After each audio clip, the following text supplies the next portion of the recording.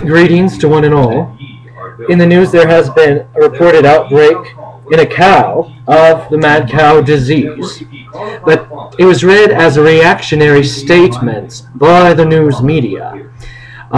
So I want here to say that I have stumbled across the article that gives documentation as to the cause and treatments of mad cow disease. Until something further is discovered, it's all we have. Once again, mad cow disease is a chemical cover-up because, you know what, we can repeat the experiment.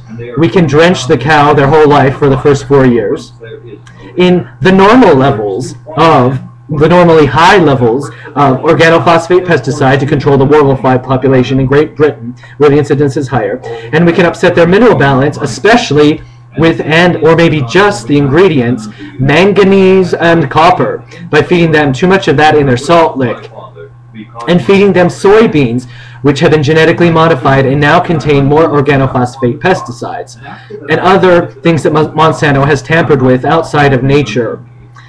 So in the article that I'm referring to, because the prion is not an infectious agent found outside of anyone's biology.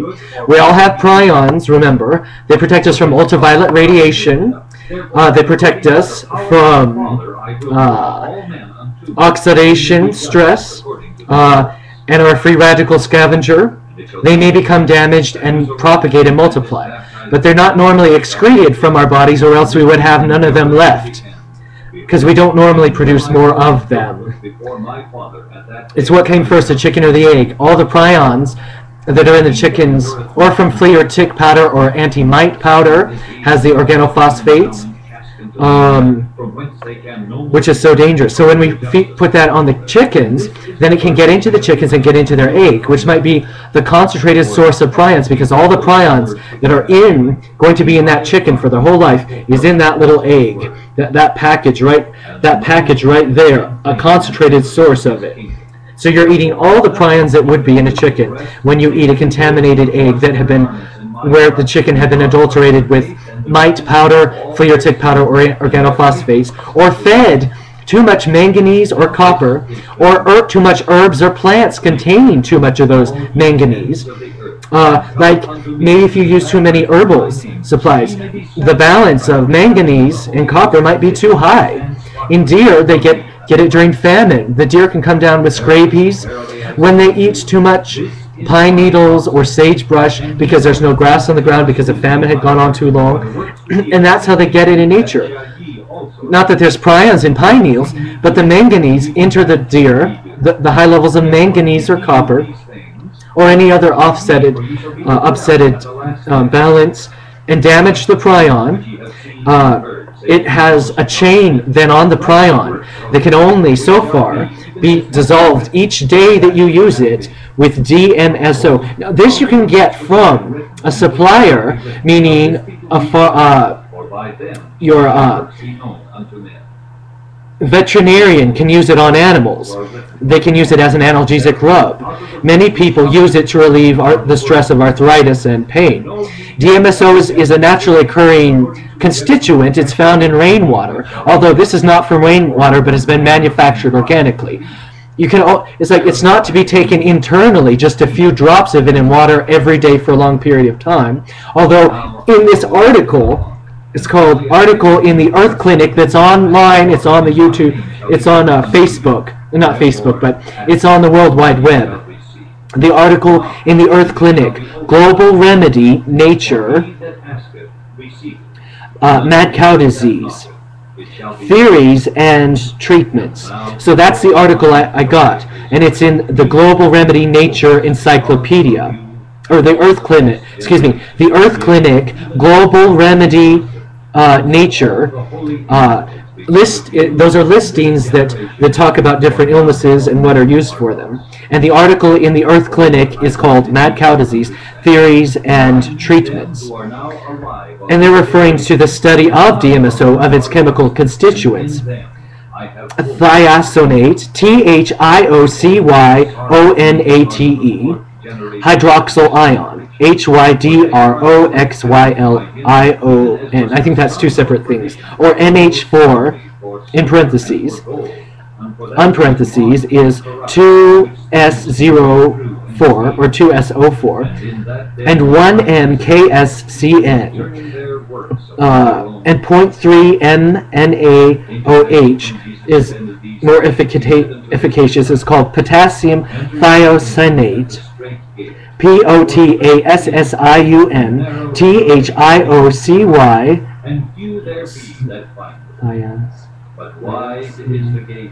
I think it's THIOCYCNATE,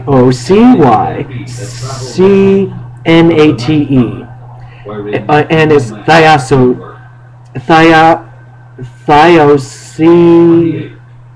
thiocyanate or onate. I don't know if that's an O or a C. Anyway, LDSO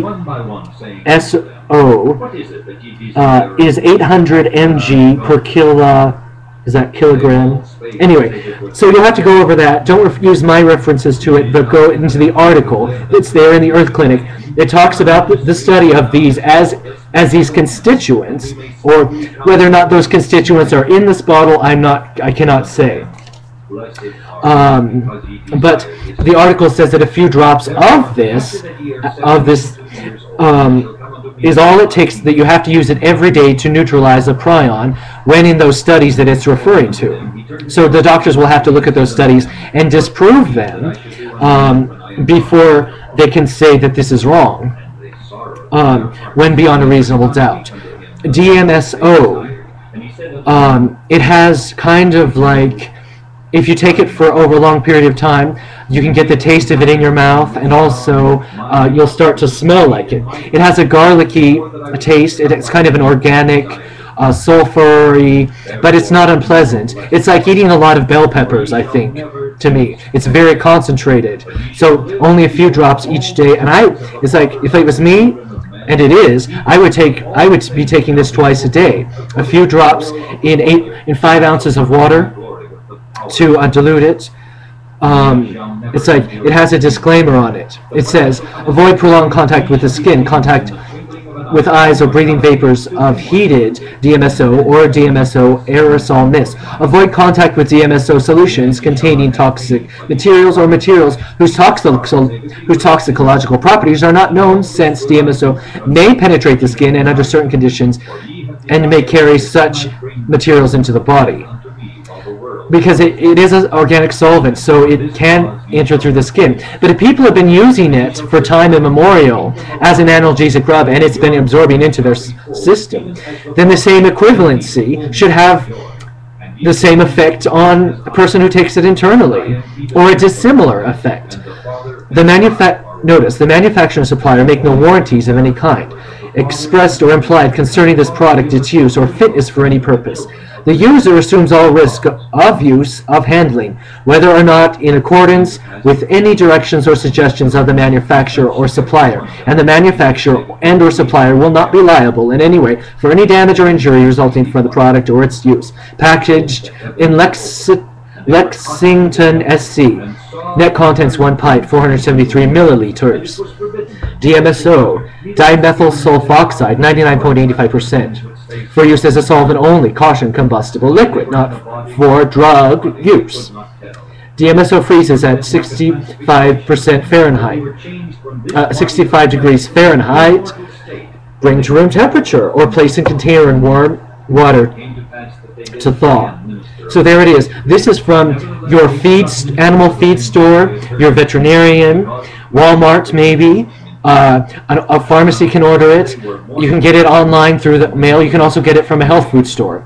My old supply is from a health food store, except notice that the cap is there's no safety seal on it. This is the way I bought it, with no safety seal. You don't know who has opened it or put anything in it, but you might know if it's been adulterated. You still might know if it's a DMSO solution, if you had to have the neutralizing effect of it for that day. You might know because it would have tasted like a strong garlic alcohol cocktail. This is also can be construed to be paraphernalia, as in manufacturing drugs, although it's not a drug itself, but it might be used to manufacture drugs. So you have to sign for it, your name and show photo ID when you buy it.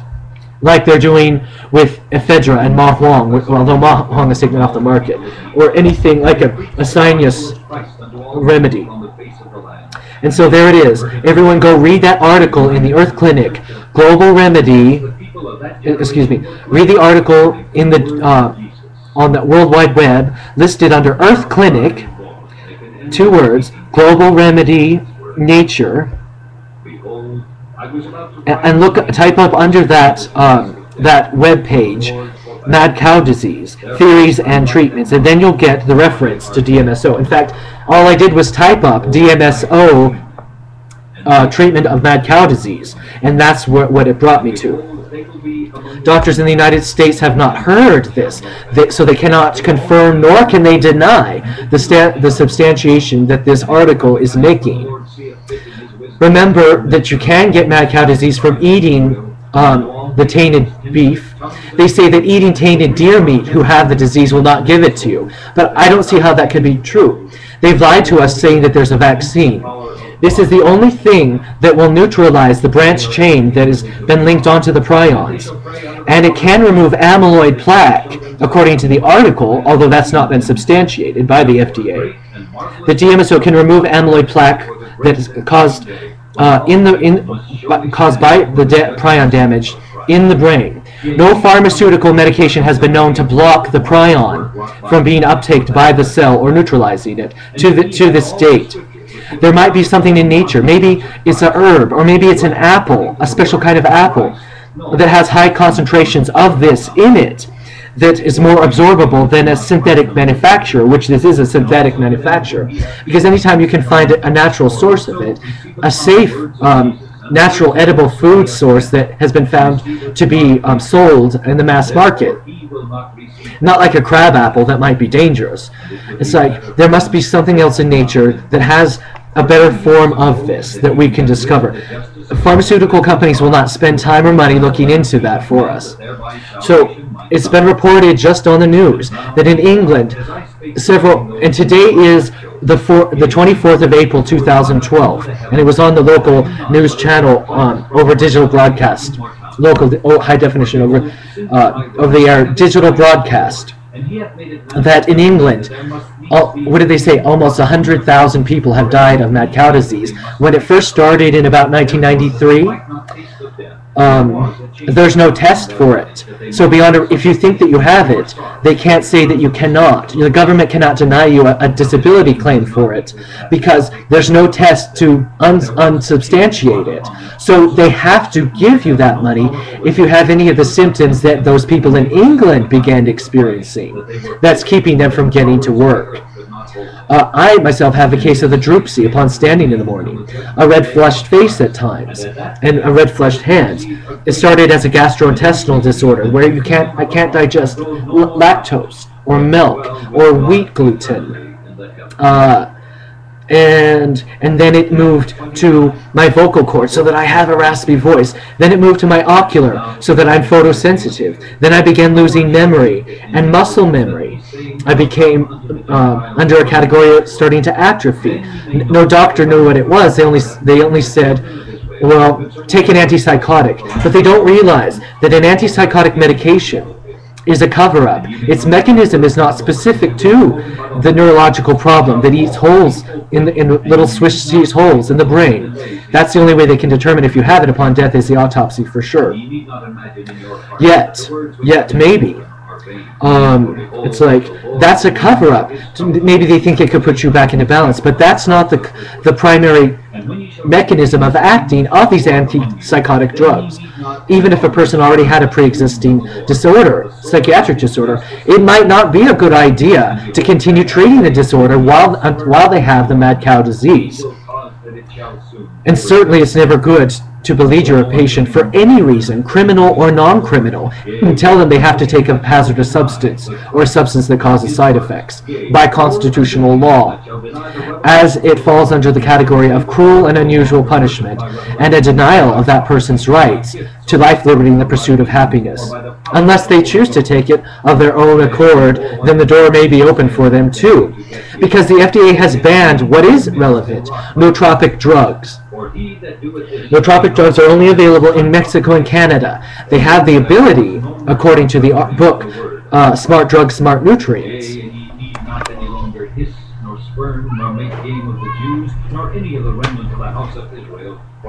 Nootropic drugs have the ability, according to this book, to protect the mind against electricity, too much radiation. Piracetame is one of those drugs. The list on here is like 20 drugs long, and they're mostly banned and eschewed by the FDA. The FDA will not let a physician prescribe them, even though this might be the actual treatment for schizophrenia. It's like Piracetame you can buy in Mexico, but I wouldn't trust the supply. You can find it in Canada, and pilots and people in the military would benefit from using these things because they would become more alert. The FDA doesn't allow doctors to give patients nutritional things such as B complexes, manufacturer standard produced vitamins and other things. It won't let people. They won't let people give trace minerals or chromium picolinate. They won't prescribe it. By having it insured, it's like not only will they not allow doctors to prescribe Piracetame, Ward Dean MD, John Morgenthaler, Smart Drugs and Nutrients, How to Improve Your Memory and Increase Your Intelligence Using the Latest Discoveries in Neuroscience. It's like Medicare will not cover us to have these things, although the cure is simply in our cabinet. Will not pay for. It's like will not allow the widow who can't afford those things to ward off her Alzheimer's. You know, the phosphatidylcholine, the choline and inositol, like Dirk Pearson and Sandy Shaw, the natural B complex. It's like when I went to the hospital and was given what they said was a B12 injection, it's like I woke up the next day with almost like autistic-like symptoms after the nurse practitioner had given me that shot. It's like I didn't feel that she had given me something. I felt like some kind of a flower like belladonna was given to me, something detrimental. Although what I was really craving at that moment, experiencing that poisonous feeling, was I feel like I need lily of the valley. But the FDA has also blocked lily of the valley and its beneficial constituents and the variety of it from ever reaching the market. I'm going to get off, but I believe that even if this ended up causing damage over the long run, or any injury, if a person had mad cow disease and only would then therefore have 2 to 4 years to live at best, that it is their right to take this. I found out that there is no state presently located that allows for euthanasia, for a doctor-assisted euthanasia wherein their suffering becomes too painful and where they're wasting away and where their memory is becoming slanderous. Only in some, not in Nevada, they won't allow any suicide, doctor-assisted suicide, or medically assisted suicide. Only in certain states of the United States, and it's okay there. But over there, they don't allow for the medical claim of too much pain and suffering of any physical illness, whether cancer or anything else, to enter into the law legally as the reason for the assisted suicide. It's like I don't know where our country is headed to, where they think that over-legislating a moral principle is constitutional law. And so I'm going to get off. It's like because I fear for patients who have no access to DMSO, or where in their state it might be banned or not allowed to be sold. It's because they have no way out of their pain and suffering, and they waste away. Neither hyperoxygen therapy will stop the prion. Every living thing has prions, and on the news for them to go on and say, "Oh, you only get prions by eating meat," and the cattle got it because they were fed sick sheep who had they give mad cow disease a secondary name, scabies or BSAF, the human equivalency.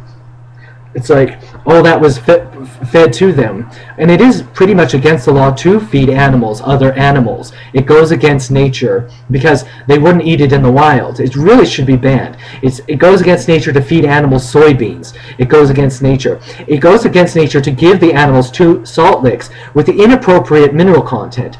The mineral content that only may be fed to animals is the mineral content of glacial runoff, which the Hunzas, the Tibetan Himalayas, and the Titicacans get, which they water in their crops, and then they live to be 100 with no arthritis, heart disease, or cancer, although it's depleted from our soils, and they don't get diabetes because they're getting bioavailable form of those minerals from the glacial runoff, which is then in their plant supply. It has to get into the minerals have to get into the plant supply to be absorbable. And so that's all I have to say for now. It's like that's the cause of the mad cow disease. It's the prion. Monsanto and other lobbyists have blocked it in Congress and before the president and before the Supreme Court, and has blocked this information from the Senate, and has blocked this information from each state legislature. The actual origin of the prion is just something that occurs to everyone at birth. And in animals, whether the molecule may be dissimilar in animals and humans, I'm sure. But maybe that's why I have the red face flushing, is because the prion had left this part of my face to try to protect other parts of my body, the healthy, undamaged prion. They say that in animals it has a 4-year incubation period.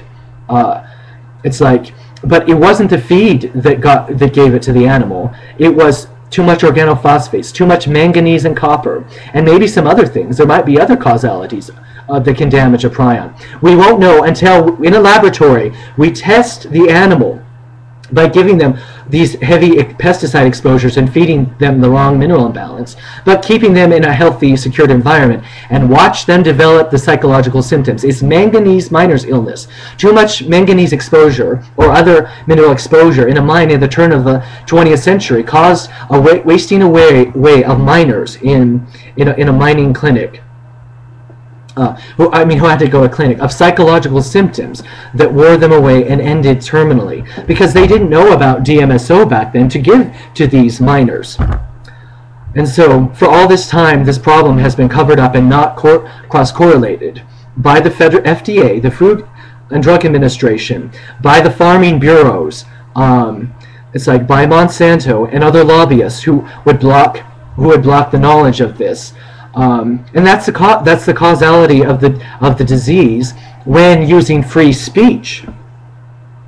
It's like when we're using free speech rights, it would end in the end of too much organophosphates being used on our agricultural products, which might even be unnecessary. And any problem that the orveil fly caused obviously was nothing in comparison to the problem that mad cow disease caused. Whereas the orveil fly disease might be treatable, or I don't even know that there is a disease, but while that problem might be treatable, mad cow disease pretty much isn't. I hope other nations of the world get wind of this so that they can change their farming practices. It's like so that they can give some pointers to our farmers now in the United States who are now encountering the same issue.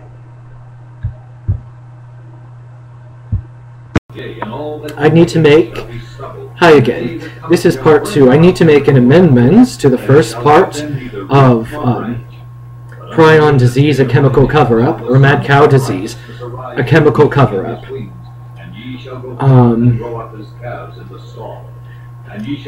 Lice powder, flea powder, tick powder. So anything, if a kid's ever gotten lice, what they put on is a powder or a gel that might contain organophosphate pesticides. Later on in life, 40 years later, that might have set the stage to cause mad cow disease and or Alzheimer's.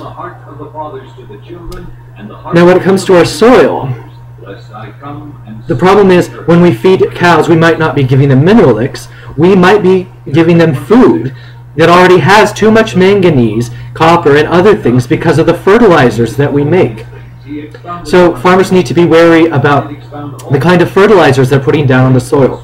Synthetic fertilizers and synthetic chemicals might make the plant seem to look better, but it might be also all that hay they're feeding the cow, it might raise the levels of manganese, copper, organophosphate pesticides, anything that might be wrong for our cows.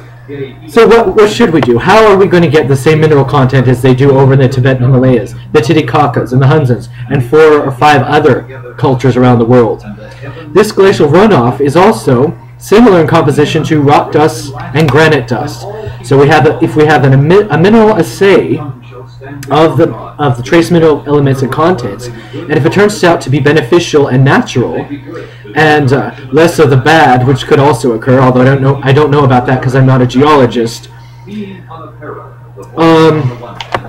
then if we put those rock dust and granite dust back into our soil, then farmers can continue, and they won't need to rely on all of this, and the bacteria in the soil will be able to break down the mineral, and then the plant can absorb it through its root system. Whereas when we organophosphate the soil to death, the beneficial bacteria dies. Remember, organophosphate pesticides were developed by the Nazis to use as warfare upon our people, as troops. So we are the one, we can thank them for their invention and development. Really, as a nerve agent that ought to be banned, because however its intake, it will cause nerve damage. So that's a good thing to start and get it off our soil. After all, it's inconvenient, costly, and hazardous, and not always necessary. Essential oils, over the long run, might have as good effect at warding off insects. Essential oils might be safer. It's like, but more studies would have to be done. Now, remember, there's no cure for the prion. They said they were testing a vaccine in mice that they had started over 8 years ago. So obviously they've known about the prion molecule. They must have known that it wasn't a strange thing, that every living thing has these molecules in them. But if they look closely, they would see that some have been damaged with a chain of manganese, copper, or organophosphate pesticide, or other molecule clumped, or damaged, or they would detect a damaged protein connected to this chain, onto the prion protein chain. It's like caused by a chemical imbalance that occurred in the body. So there's no cure. If the vaccine were to work, it would have to bind onto the prions that are the damaged prions and not destroy our healthy prions, so that we wouldn't have to do a prion transfusion, and then it would have to stay bounded to them. But DMSO doesn't work over the long run. You have to use it each and every day. So its actual safety, I'm not sure. And how does it relate to other compounds that you find in a health food store, such as MSM, which is a sulfur-containing compound also, or glucosamine sulfate, or chondroitin sulfate? How might this molecule be similar if it's found in nature and is found in rainwater? There's some other problems that the FDA is having. How is it that they're allowing cancer drugs that have been tested on cell lines out onto the market? We go to these charities to raise awareness for cancer, except when we go to the charities, we pay them lots of money. And what do they do the cancer research on? Cell lines. People's cancer cells have been removed, or normal cells that have been removed from them. But when they remove the healthy cells from our body, there's no more connectivity or communication or electrical conductivity. The cell changes into an immortal living thing when it's contained in a petri dish for study. These cell lines are not accurate. They're no longer us. They might not be viable to conduct research on. Another problem we have in our world is dehydration. A lot of us don't know what clean, pure water is. The FDA allows fluoride, which is a hazardous poison, even in minute doses of the trace elements. The body has no requirement for it, except fluoride, or fluorine, even though it's naturally occurring, can stay in your kidneys forever. It can never be removed by any chelation therapy, which the FDA has also banned, although it's only available in Canada or Mexico. EDTA calcium chelation therapy helps intravenously, meaning through a drip that only a doctor could do. Removes plaque buildup in your arteries and other things. It might help your circulation and might help prevent against heart attack or stroke. But all of that accumulated because we didn't have enough of the right kinds of fats in our diets, not enough kind of the right cholesterols. Never eat non-fat things. We didn't have enough trace minerals and other healthy elements to help us prevent that plaque buildup. Remember, the Titicacas and the Hunsans eat lots of saturated animal fat, yak fats, blubber, whale fat, fish. It's like, and because they get all these trace minerals in their environment, they live to be 100 with no cancer, arthritis, or heart disease. Now, if you spend just $50 to $100, you could get the same result, almost, as them. But see, trace minerals from the Great Salt Lake, or concentrated trace minerals, is sold in health food stores. Now, it might not be safe. What if it has too much manganese or other things? The consumer has to be aware until the FDA can establish any safe levels on anything. I think enzyme or enzyte or extends or aphrodisiacs, they might contain improper imbalances of minerals, such as too much manganese or too much copper. It's possible. But what levels are safe and not safe, the FDA has to establish by doing state-of-the-art animal tests on at least 5 or more classes of animals. And see at what point do these animals come down with the mad cow disease, at what doses and how fast over time. And that's what our government might very well look into funding. And like what lice powders or treatments for lice in kids are safe and what's not safe. So I'm going to get off here again, and thank you for listening. I believe that if you spend $500 on the right things and eliminating the right stressors in your environment, in your house, and in your life, you could live to be 120, which is the natural lifespan that God would allow. Anything beyond that, Jesus said, anything more or less than these cometh of evil. So I wouldn't do any tampering with the timeline He has set upon us, but I would try to recognize that it can be beneficial. Thank you. Daggers with one hit. Camera rolling.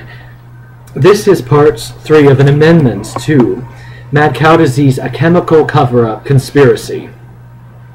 It first started about an article in the Earth Clinic on the online web. It's a web page called the Earth Clinic Global Remedy Nature. Under their article, Mad Cow Disease Theories and Treatments. And I made a statement on segment 2, but it was cut off, how the body has no use of fluoride in the human body. Indeed, it really doesn't. It's not one of those elements that's going to help you live to be 100, like the others might be.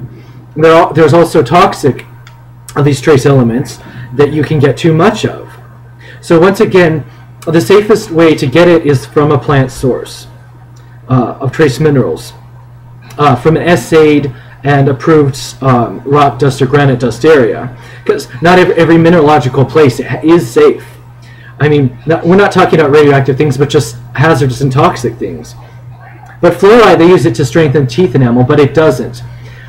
In naturopathic circles, like at Bastyr University in Seattle or Portland, Oregon, where they have a medical degree, but then they go on for 4 more years of alternative modalities, nutritional, health, cell health, and botanica materia medica. It's like, and they know about nutritional remedies and what is missing when someone gets a disease, but what was present when they were able to overcome the disease. So they would tell you that fluoride hasn't been shown to strengthen tooth enamel, and they've been using it on us for about 70 years, I think. But it is a poison, and I wouldn't want a poison in my mouth. The same is why the FDA allows silver dental fillings that are 50% mercury. Gila molar, once again, is a white composite material that doesn't contain. And there are mercury-free dentists that have other hypoallergenic dental material for people that might be safe. What also has been covered up is root canals. They can once it's performed, bacteria can be trapped in those root canals, causing anaerobic bacteria, which could cause a toxin and kills people. In fact, when they put a root canal material under a rabbit's skin, the rabbit inevitably dies. But about water, most Americans are dehydrated from water. It's important to find a good source. I use a Brita or a Pure filter. They might probably be safe, but they remove some things, but not all. Using distilled water is bad because the minerals are all taken out of distilled water, and so it becomes a caustic solvent and very bad. It's like it shouldn't be used unless under naturopathic treatment, and only for certain maladies, and not for a very long time. A few drops of trace minerals in any water might restore balance to it. And Dr. Wallach's pig arthritis formula includes trace minerals in 8 ounces of orange juice with a packet or 2 of Knott's gelatin. Knott's gelatin has the chondroitin sulfate and the glucosamine sulfate, which is dissimilar to glucosamine sulfate. Chondroitin sulfate is in liquid mineral joint guaranteed products like Supple that's sold over the television, and so those things, along with the trace mineral or major mineral vitamin, taking the orange juice with a few trace mineral drops, although he uses, which I still don't endorse, what he calls colloidal or ancient shell deposits, but I don't think they're safe. I think they're too high in aluminum, and we don't know what microbials might still be living in them. Which let's see, and then in Knott's gelatin you can buy it's Jello. You can buy it from the flavorless Jello. You can buy it, and the orange juice disguises a trace mineral flavor, and you can buy that at Walmart. The gelatin, and that helps rebuild joints, tendons, ligaments, and cartilage. But Centrum is inorganic minerals. It passes right through you. It's the biggest sham to ever hit the market. They sell it for cheap. Plus, its vitamin A, C, and E are synthetic, which is dangerous for your heart. You see, Centrum says D-alpha tocopherol. It says DL-alpha tocopherol. That's synthetic. Natural vitamin E is DL-alpha tocopherol. Which brings me to my next point. Mad cow disease through any bodily fluid contact with is probably less than 1% risk of transmitting it. Someone from the CDC said you can't get it from ingesting any sexual fluid or any other.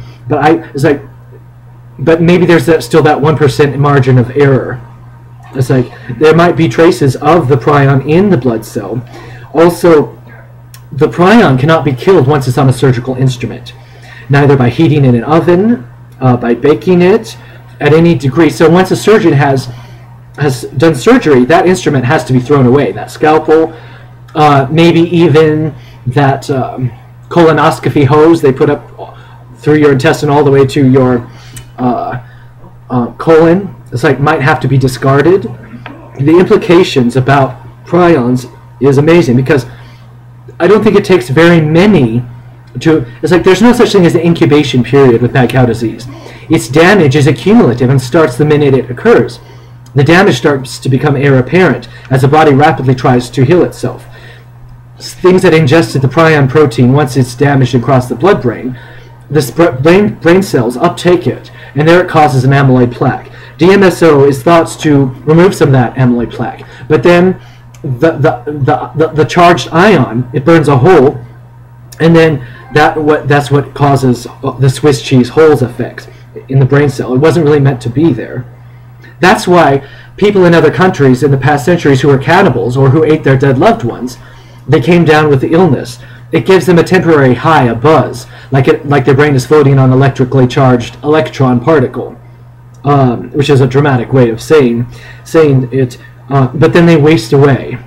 It's called Kuru. It's called Creutzfeldt-Jakob disease. It's called BFM or something like that, an abbreviation. In animals, it's called scabies, and then when it reaches the cattle, it's called mad cow disease. But it's all the same thing.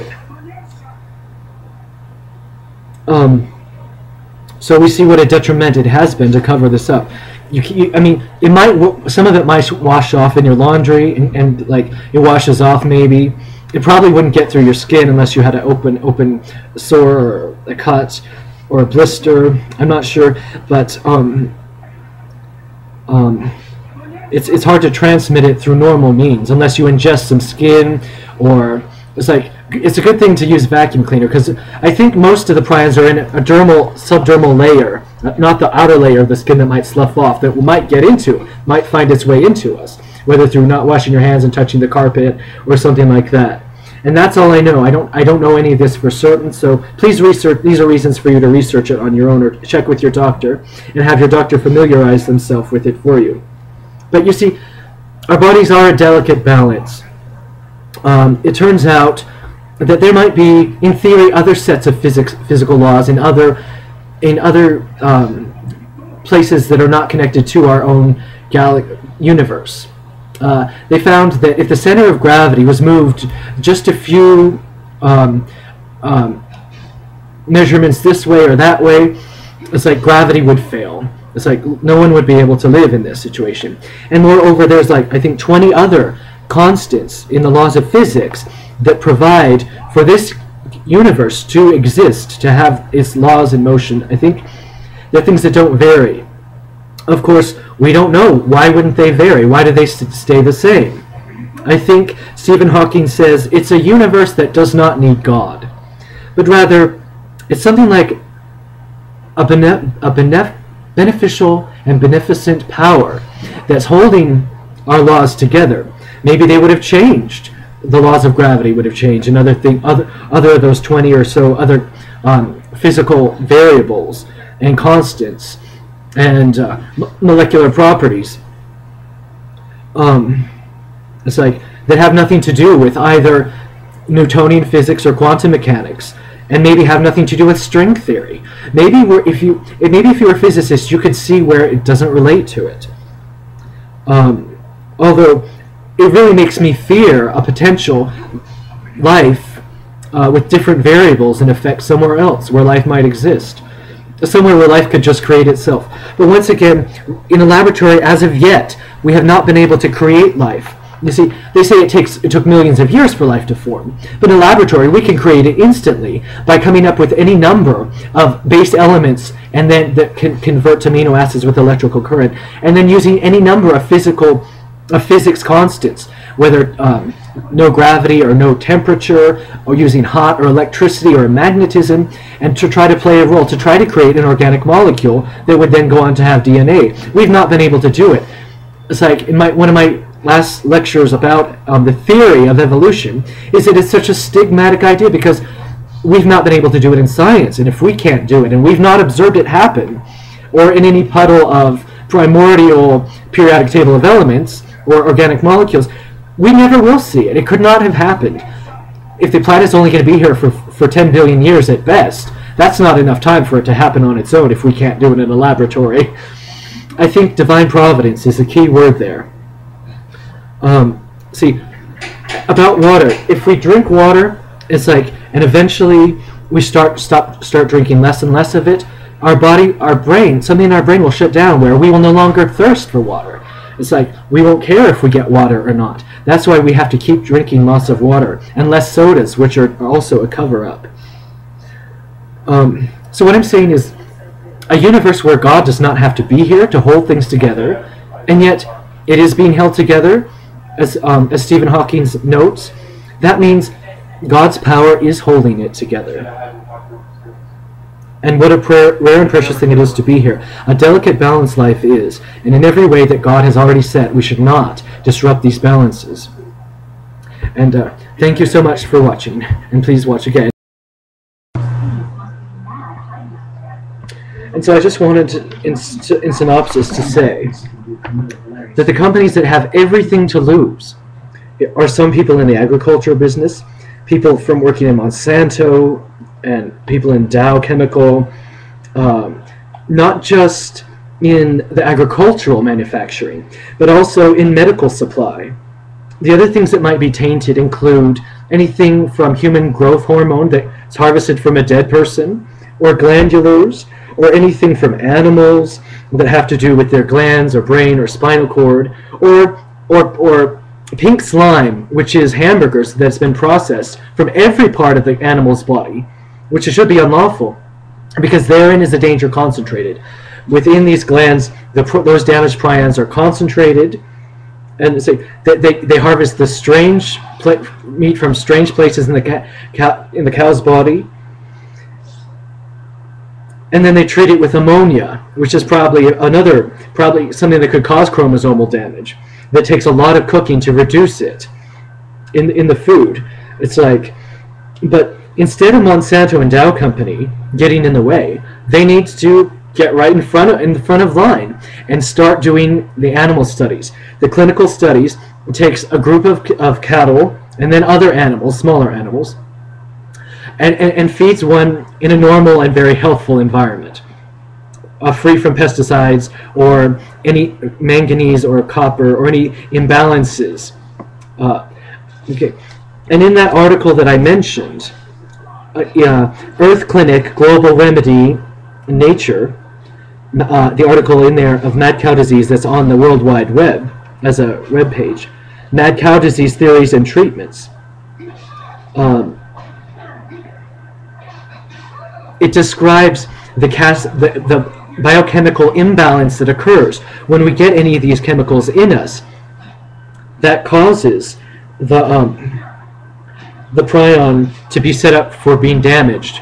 I don't think it's just those chemicals in us. It has to do with the environment inside us that's set up to interact with everything until the prion might be damaged. But I'm not a biochemist, so I wouldn't know exactly the mechanism that occurs there.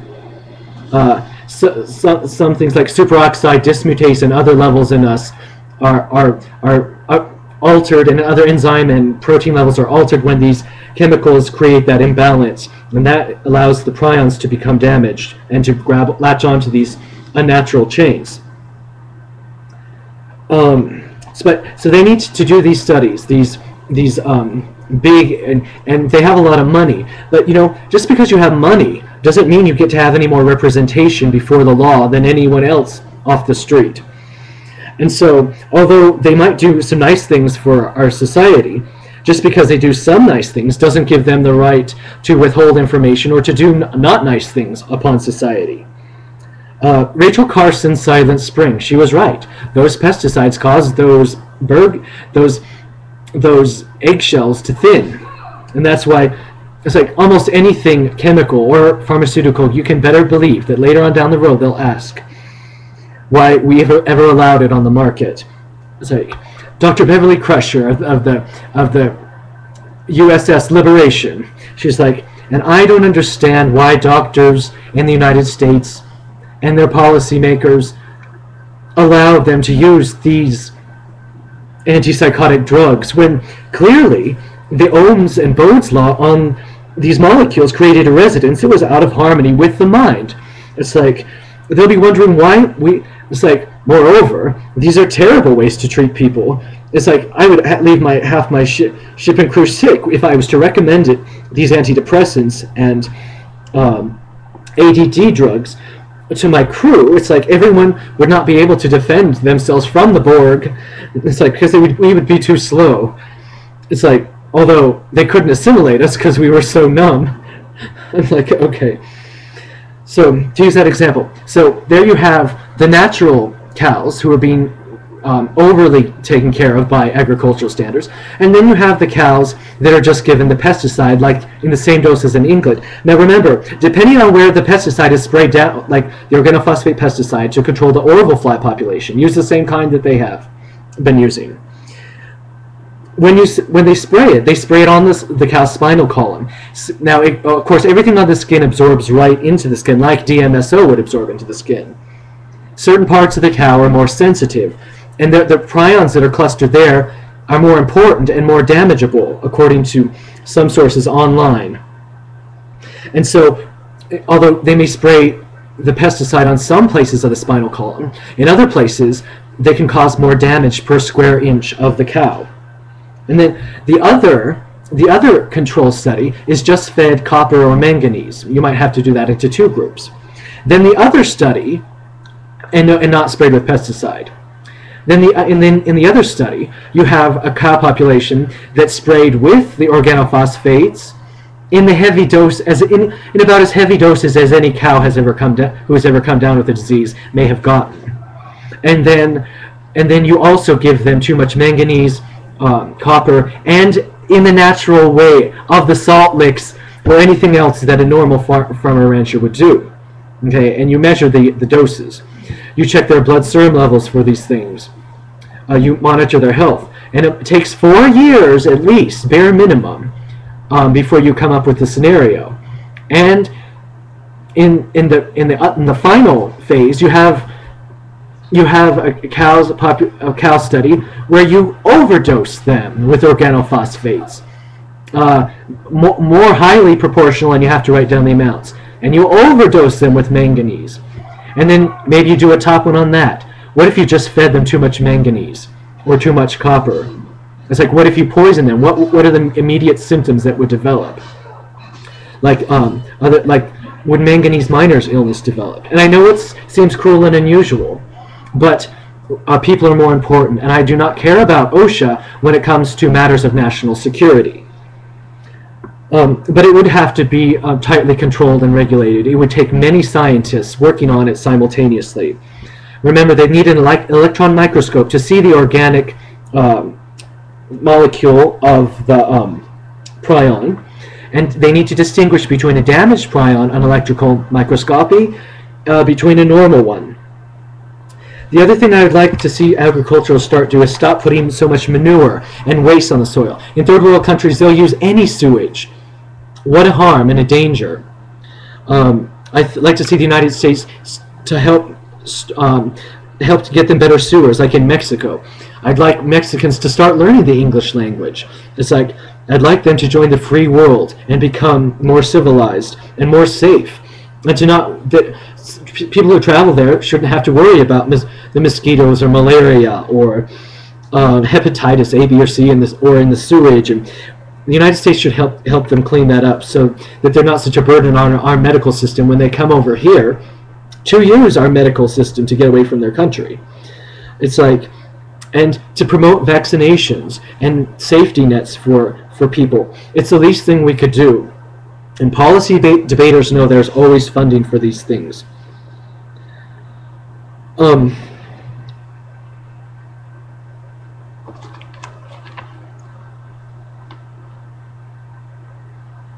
I'd also like to make mention on a side note that if neither doctors can stop a patient in Oregon or where else, Washington, or maybe where suicides are legal, if they won't do doctor-assisted euthanasia for pain, but they want to call it suicide or for any other reason, then neither may a doctor any longer, or a psychiatrist, or anyone in the legal profession be allowed, by law as well, to, and which one do you choose? I choose the right of the person in question, not the right of the moral minority. It's like if someone's allowed to commit suicide with a doctor's assistance, then neither may a psychiatrist prescribe something and make the patient take it to protect them from their self. To protect from oneself? What a foolish definition. They may only prescribe this so far in our world's history if the person is a danger to others. And once again, I still think that that's unconstitutional to prescribe medication to someone who might go out and shoot someone if they're not given this. There's two mechanisms at work there. One is, well, if I don't get attention, I'm going to rebel. And the other thing is, I'm going to force the law's hand to take away my rights. I think to put them in a safe place that's nice, that's free from objects, they could be on a camera or not, where they have rights, and they're given a certain amount of leeway and fresh air and room to grow, that's where the money needs to go to, and not just to make psychiatrists and Dow Chemical and Pfizer Permanente and all these people rich on substances that are not natural to us, that are damaging our children who have autism and ADD, who are taking them because it seems like such the right thing to do. It's like they no longer have an excuse in those states by their law. It's like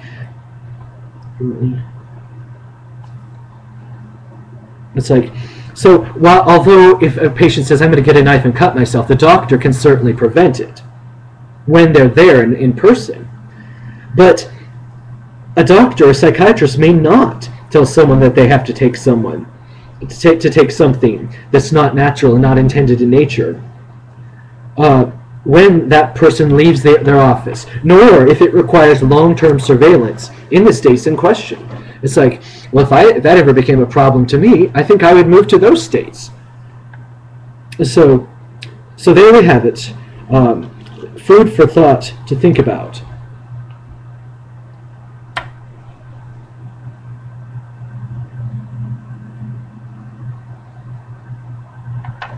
But not only are these drugs, not only is the medical establishment in denial that there are better things and that Medicare should fund better things for psychiatric disorders and to put a patient back in balance. Not only are they in denial of that, but they're in denial of the Bill of Rights. They're in denial of the idea of cruel and unusual punishment. They're in denial of proper feedback. They're in denial of proper documenting.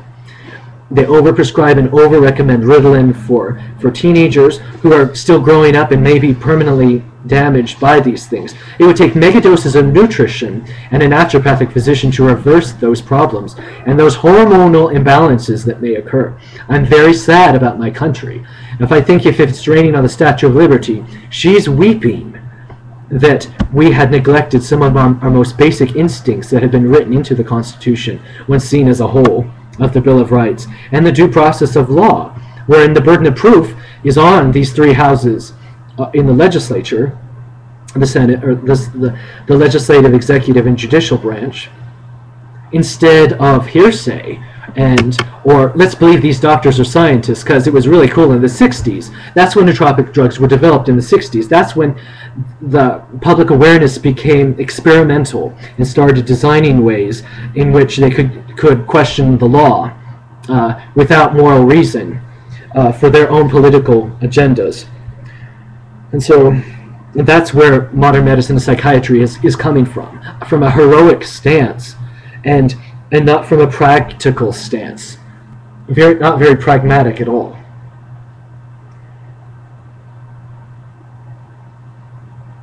I know, because Thomas Jefferson and others around his time observed the flighty phenomenon of the courts in Europe and in other places. They observed soothsayers and they didn't believe in witchcraft, but Thomas Jefferson in the movie Jefferson in Paris did observe people to go to hypnotists and become hypnotized. That's another thing the law needs to make illegal, is going to another person and putting your will into the hands of someone else, because you'll end up coming out from it weaker. Even if you were able to give up cigarette smoking or anything else, it really ought to be against the law, because that's denying that person their freedom or liberty.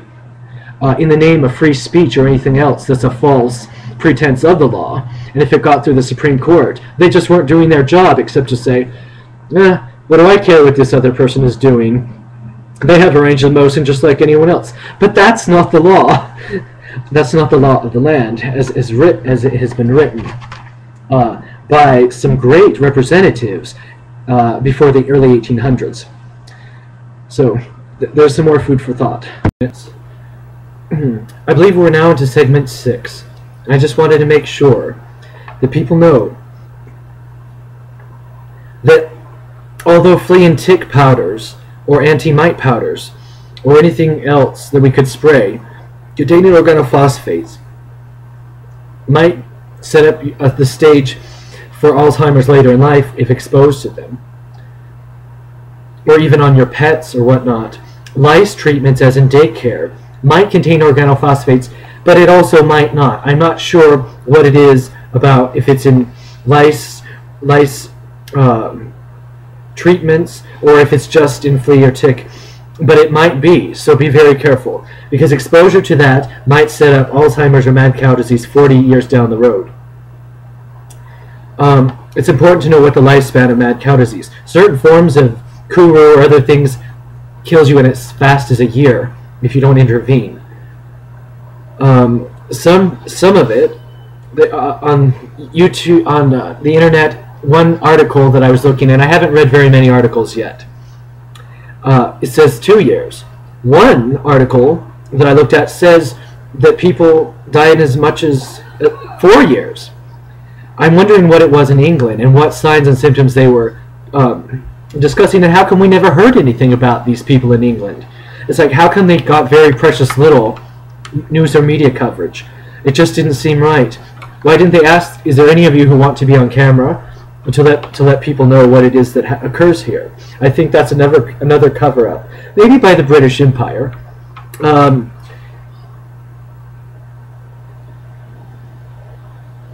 So if someone's just going to live for 4 years, then using, or even 2 years, all the more reason why we should not be afraid to use DMSO even though we don't know the safety of it internally.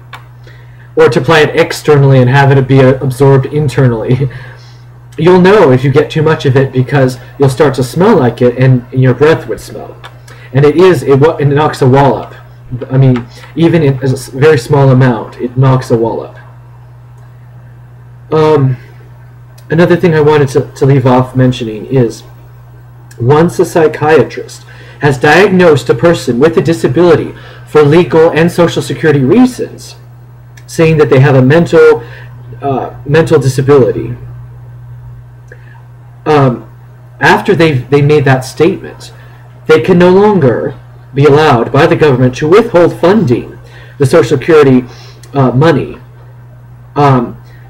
when it's a non-curable illness, or if it's a high-maintenance illness, or to require someone to have knee surgery so that they can walk again. It's like they can't ask or demand for those things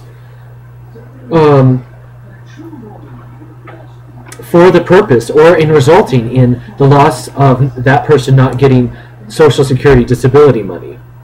It's like it's not legal for them to all of a sudden say, now we don't think you have paranoid schizophrenia because you're doing so much better.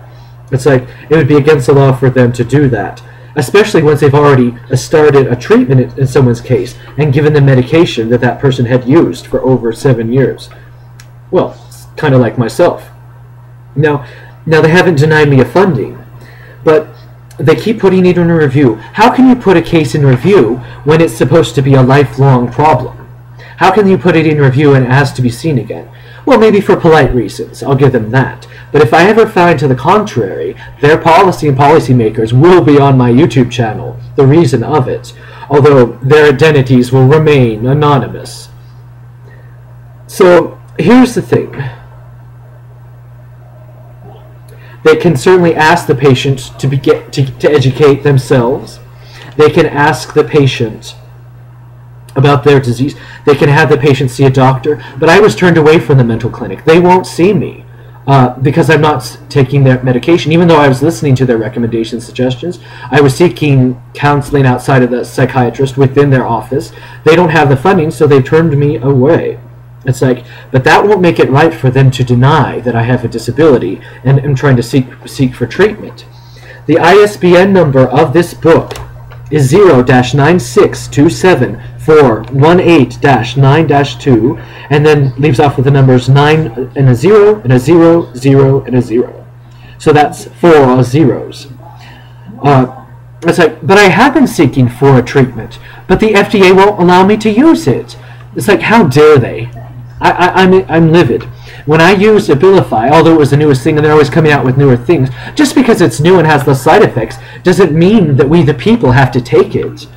It's like, I'm not going to take it anymore. And I'm not going to allow them to bribe me for money about something when I can just say I have mad cow disease. And you can fund me for that. It's like, but whether or not they would recognize mad cow disease as something you could get Social Security for, I'm not sure. But nootropics would be something for me to continually try. Nootropic drugs, and there's about 20 of them. It's spelled Nootropics. And then piracetam is spelled Piracetam, and that's also parentheses Nootropil. Nootropil is another word for it. It's like, although there had been some contaminated doses of things, such as melatonin, or, excuse me, not melatonin, tryptophan, back in the 60s, so they rushed the whole batch off the market. What else was going on there that we don't know about? Now we have to buy the expensive form, N-acetyl L-tryptophan, or whatever the name of it is, which is the precursor to melatonin to help us sleep. Although the long-term usage of things such as melatonin or other hormones are not established by any studies or clinical findings. Yet, so why rush tryptophan off the market and then never return it? It's like, why say that that there's a moratorium on new herbals being imported into the United States? It's like, what's up with that? We live in a competitive market. It's like, may the best plant win.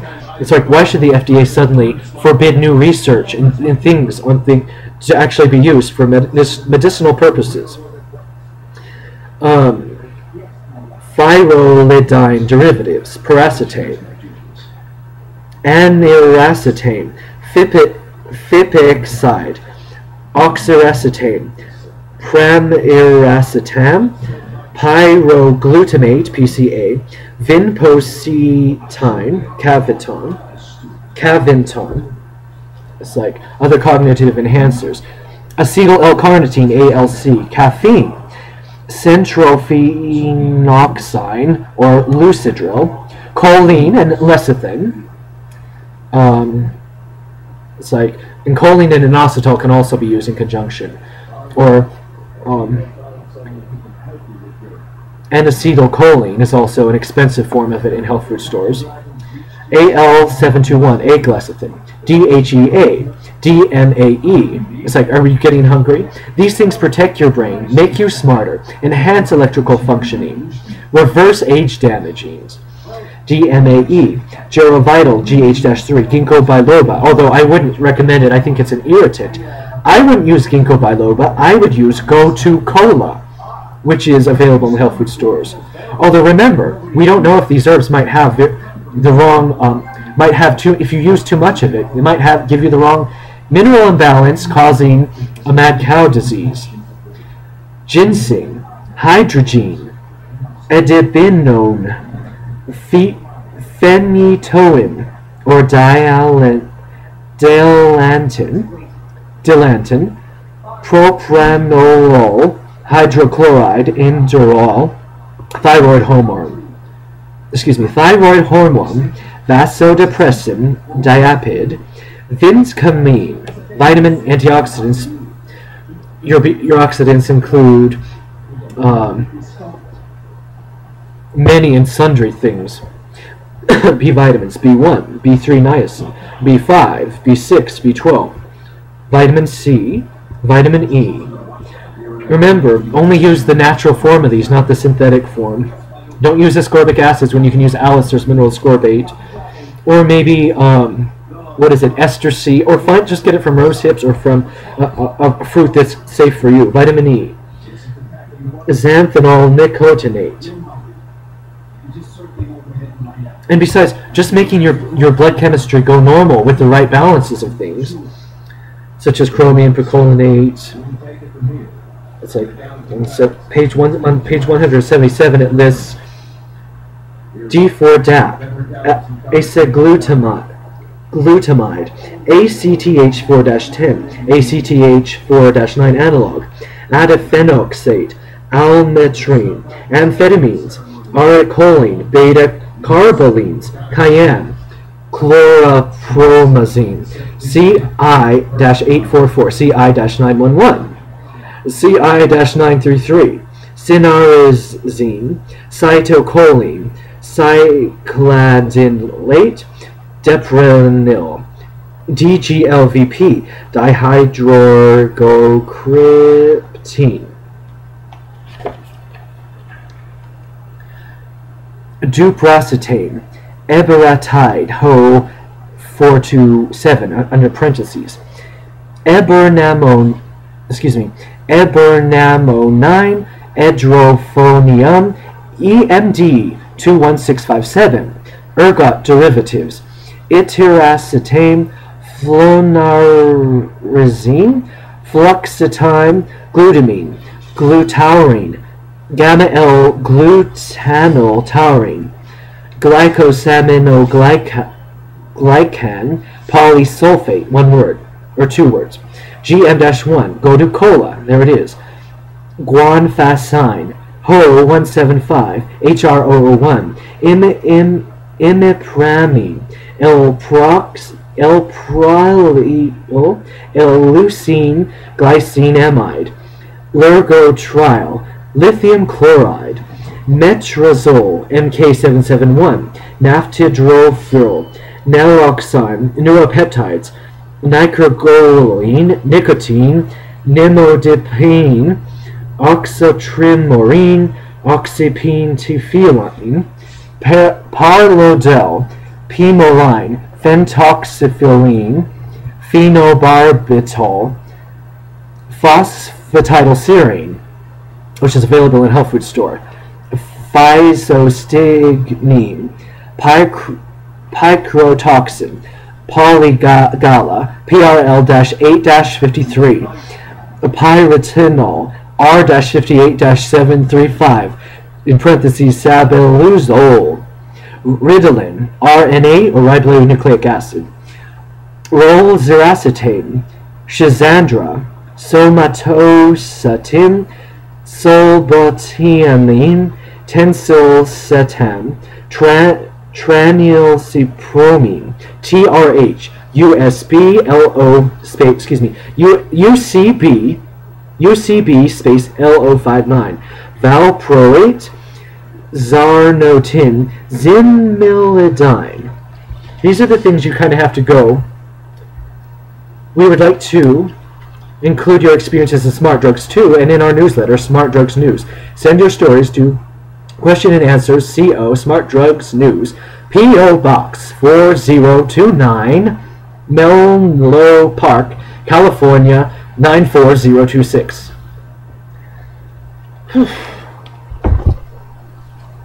What a mouthful. But you see, the antipsychotics that the doctors recommend and promote, they work on a different mechanism, a different function. They want to go around the person's cell biology. They want to make the person do the work. They want to tax other systems of the body to effect a change. They don't understand the mechanism of how a drug is good against schizophrenia or other things. They don't know how it works. It taxes the body's supply of other nutrients to use it. If a person doesn't want to hallucinate, they need to set up the situation where they don't have to. They can have a counselor, but ultimately it has to be them. There can't be money held as a carrot over a stick for them to do it. They have to be willing and able to do it on their own. There can't be groups and classifications of law for the law to make them do that. It's like they can't be withheld from affordable housing or access to the public, or to be belittled or to be badgered about their medication issue by family members. It's like it's a very sad thing, but our society is equal to the task. If a person starts damaging their own property, then they get to go in a safe house for a time. And so you just neutralize the situation. Safe house, back home. Safe house, back home.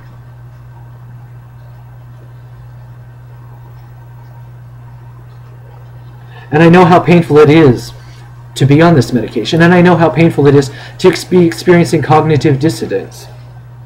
But that's part of the reason why we have church and religion, is to find someone else who has more enlightenment than us. No church may become political about the idea. Most churches discourage people from using it. And all I can say is, I feel sorry that doctors think that this is their answer. Because once again, it's heroic medicine that's being suppressed on top of that. I'd like to see all of these drugs back on the market. Sometimes some of these drugs manufacture isn't safe. But do we stop buying meat because there's a tainted supply? No, we don't. People in the military and other places would benefit from these things, and to be loaded up on them, so that it's like it might even enhance their sex life. It's like to the point that so that after they get back from the battlefield, they don't experience the fatigue, the whiplash, and then they're not asked by these doctors to take all these drugs, which are not natural again, and have been forced upon them, are not money breadwinners, but are money bread losers. It's like those soldiers having to take all this post-traumatic stress medications, antidepressants, anti-anxieties, sleeping pills, which are not natural, when they can just use melatonin. Source Naturals or enzymatic therapy, sublingual 3 milligram melatonin will help people sleep. It's like to say that we're getting our vitamin D because we add it to milk. A synthetic form of vitamin D isn't going to help us. It's going to hurt our nutritional supply. It's like, and I believe that that's what they put in milk, is a synthetic form of vitamin D. Well, I'm going to get off now, and I hope people keep searching for health. For example, people used to say coconut oil was the worst thing in the world, when actually in Udo Erasmus's book, Fats That Heal, Fats That Kill, it's one of the top most helpful oils that will heal you, like olive oil, flax oil, evening primrose oil, borage oil. It's like even hemp seed oil, all these things are cold pressed, has the most natural spectrum of omega-3 6s, and hemp seed oil is not marijuana, but it's related to the plant. It's like containing no THC. It's like it has the most natural spectrum of omega fatty acids of 369. The book Excitotoxins: The Taste That Kills tells how we've been lied to in our sports nutritional supplements, and in our Chinese food, in Campbell's soup, they add too much MSG, or they cover it up on the label by using natural flavorings, seaweed, glutamine, and chewing gum. Those are things that excite the brain by killing the brain cells. They excite the neurons to death. Chewing gum has aspartame, or NutraSweet, L-aspartic acid, or in Chinese food, L-glutamine, or L-glutamic acid. Monosodium glutamate. Those are all excitotoxin substances. One is a flavor enhancer, and the other is a sweetener. But you can use stevia. Stevia had been taken off the market once again by the FDA back in the 80s or the 70s. But stevia is now sold in mass market. It's like Cal is the best brand, K-A-L. It's in a clear and red bottle. It nourishes the pancreas. You can use it in cooking. There's a stevia cookbook. Cal's brand of the white powder is 50 times sweeter than sugar. It won't give bacteria, any nutrition. It's like it doesn't give bacteria any nutrition, and it will help your blood sugar levels in general. Truvia is one thing that uses it, and there's some other things too, I believe. Or truvia might be that sugar molecule that has been decalorized. I would never use it because that's not natural. Microwaving your food might be unnatural. In Tom Valentine's Search for Health magazine, he says how in the study, after they used the microwave food, because the microwave chemically alters the food in a way that's not natural in nature. Kind of like being transported off the Enterprise and having the transformer malfunction. That person had been chemically altered by the displacement of a radiation wave. It's like, and the muscle memory of that person displaced. It's like, I hope their soul can keep up with that transporter beam. Okay, so not to use microwave foods or even to microwave water with. The FDA needs to stop irradiating our food. Things that come into the board, if they have to be irradiated, then they should not come here. They need to stop irradiating herbs. That's going to take away the healthful benefits of these things. And to stop adding derivatives and additives to things like olive oil and things that we need to be pristine. Things that we need to be medicinal. And so I'll just stop right now. But if you had nothing else in your life to promote your health, the book Eat Right for Your Type says that 4 different blood types have different categories of food. Some that have lectins. Some of those lectins react well with your blood type. Type O, type A, type AB, and some of those foods react detrimentally. And so if you know what your blood type is, you'll know what's very beneficial for your blood type. And over time, eating those foods are going to promote health and longevity and well-being. Over time, some of those foods are neutral, but some of those foods are very detrimental and affect a blood type differently because of the lectins that are in them. Likewise, stem cells might not work if the organ donor is from a different blood type than you are, or maybe a different race or gender. It's like we can't throw everything at everyone and say this is good for us, the country, this is good for all of us as individuals. We're all very unique. Thank you for listening.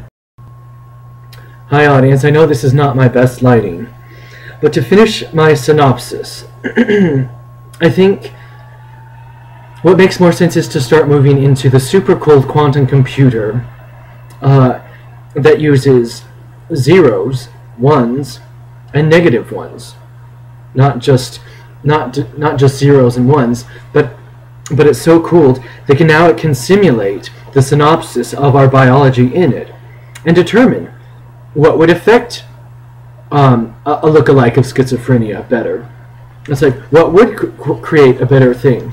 Antipsychotic medication or nootropic drugs, smart drugs and nutrients that could be funded by the government because they actually cured the illness and made it go away. It's like, and I was watching a local show, and Kirk Cameron was on there on the news show, and he was talking about how wrong it is to feel like one's an enemy.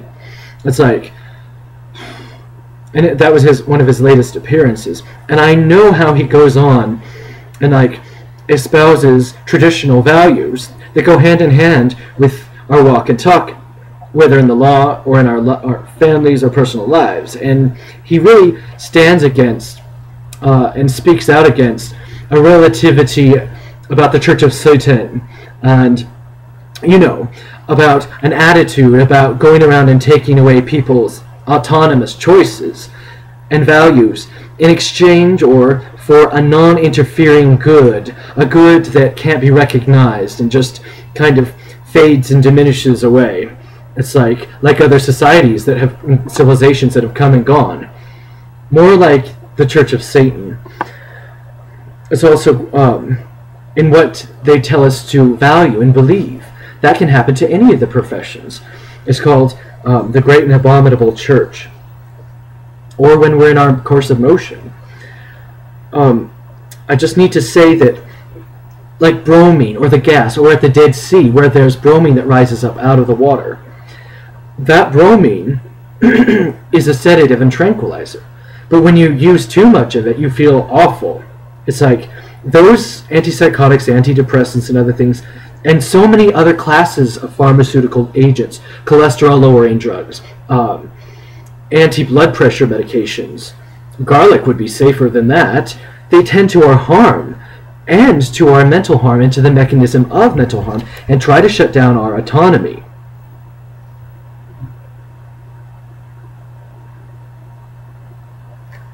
So it's like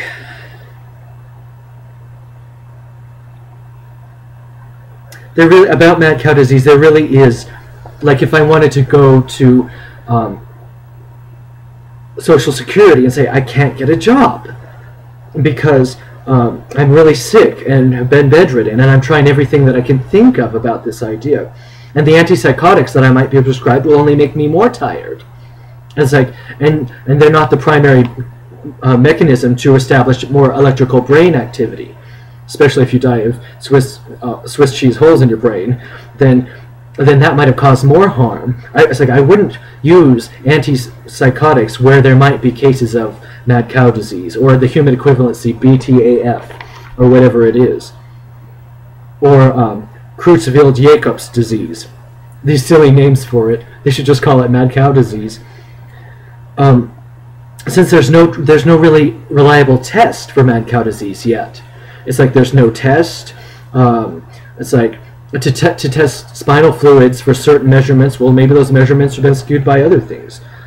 It's like, and there's no doctor-recommended cure for it. They won't promote DMSO. Maybe the only thing that would buy more time. It's like, or maybe get it to a safer, more understood level and do more tests on it. It's like, but there's no time. Just like, it's like there's no time for an AIDS vaccine. It's like, a pharmacist once said, well, I'd rather take there's been reported deaths, reportedly, about DMSO. Of course, maybe the person died of mad cow disease and not the DMSO. It's like, I'd rather take my chances with the BATAF than with the mad cow, than with the DMSO solvent, because they wouldn't even carry it in the pharmacy there. The pharmacist said, it's like that it probably isn't going to be safe. But if you only have 2 or 4 years to live and you were rapidly going downhill and no medical doctor, and you'd seen 2 of them and 2 nurse practitioners, and they didn't have a clue, and you had stool specimens taken, It's like, and it might lead to blindness. It's like, and what it does is it can put you in respiratory failure while you're asleep, lower pulse rate while you sleep. It might cause irreversible coma. It's like, I don't know if it would lead to a heart attack, but that's how people, I think, have normally died from it. So those are kind of the end of life symptomologies there of mad cow disease.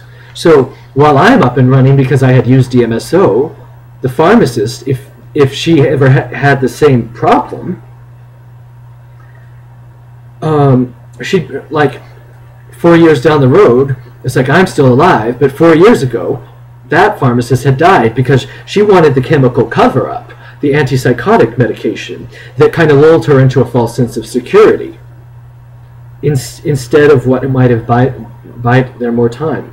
Now, if time is more precious, if the time a person's alive, then if the time to a doctor is more precious while they're alive, then their quality of life, like being sedated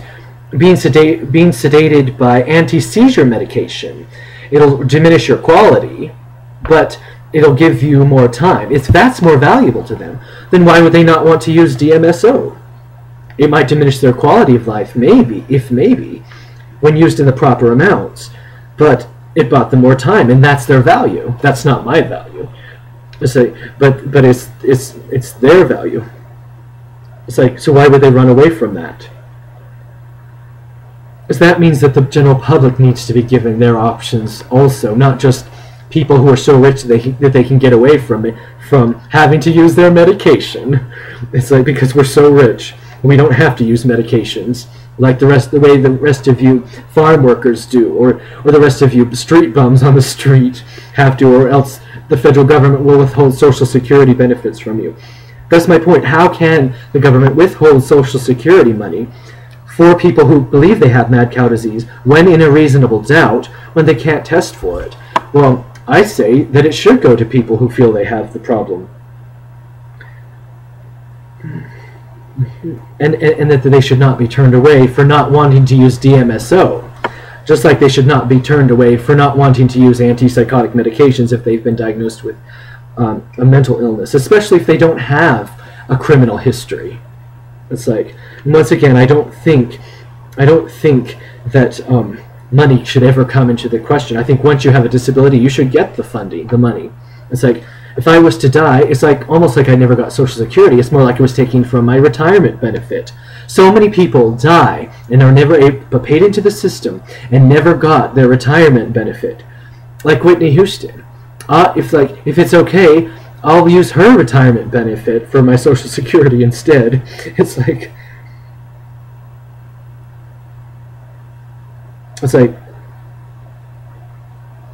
and why do they give us Social Security and then give it to other people?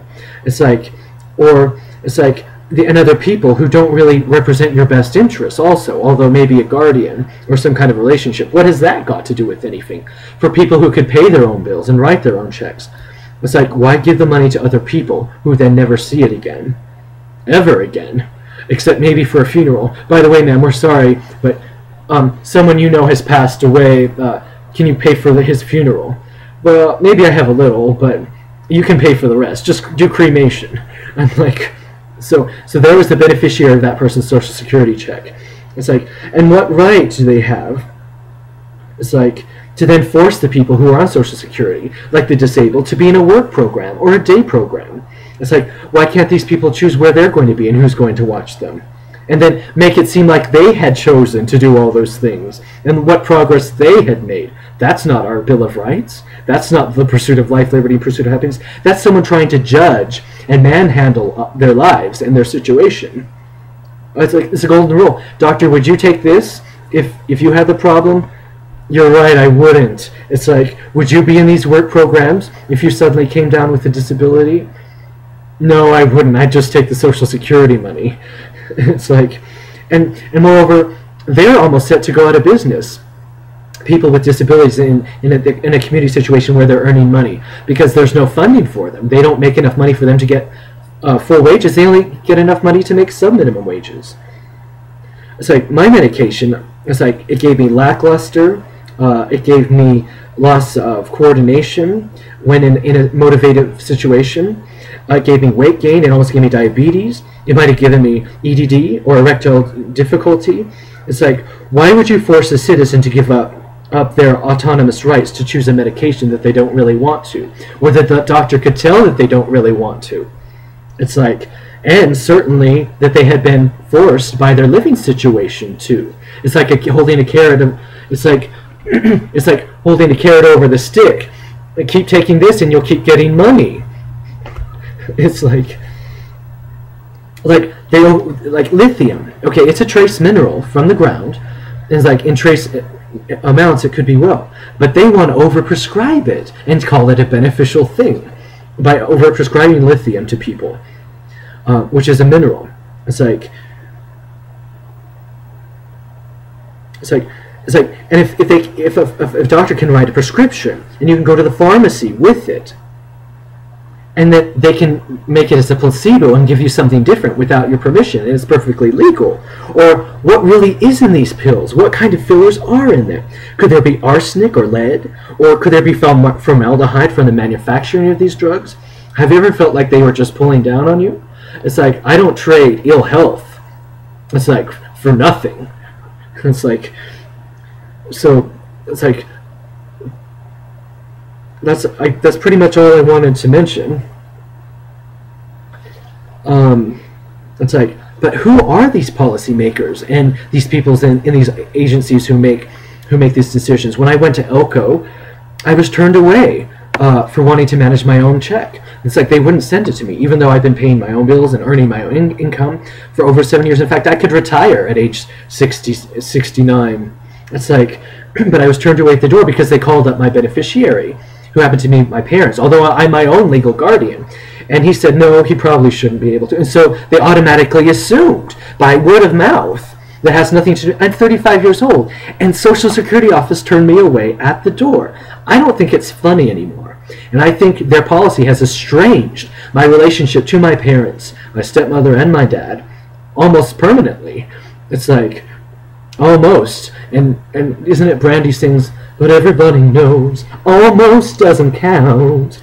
I'm like, so who are these people? What are these people?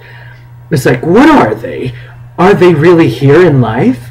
Or are they dictating their conscience upon themselves from some other locale? Think about it.